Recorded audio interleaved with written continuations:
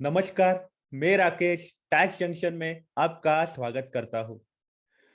तो दोस्तों, गुरुवार से ही अपने देश में पब्लिक सेक्टर बैंकों की हड़ताल चालू हो गई है। पब्लिक सेक्टर बैंक मतलब union bank, state bank of India, ये सारे बैंक है।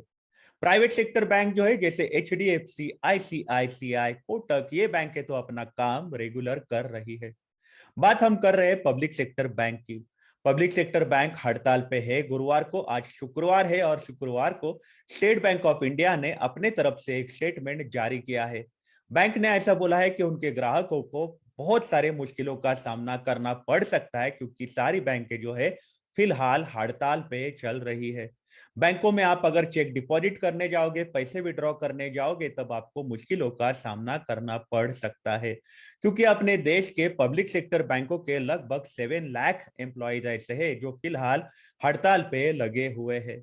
इतने सारे एम्प्लॉय हड़ताल पे है, इसी कारण गुरुवार की हम बात करें तो गुरुवार को लगभग 20 लाख ऐसे चेक थे बैंक के जो क्लियर नहीं हो पाए हैं। लगभग 18,600 करोड़ अमाउंट के चेक जो है वो क्लियर नहीं हो पाए हैं।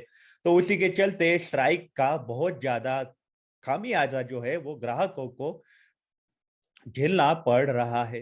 ग्राहकों को बहुत ज्यादा मुश्किलों का सामना करना पड़ रहा है।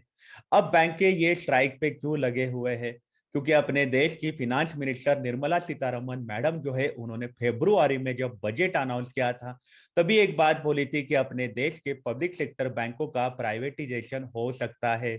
तो उसी के चलते फिलहाल पार्लियामेंट में सेशन चल रहा है और उसमें बैंक का अमेंडमेंट का बिल सामने आ सकता है।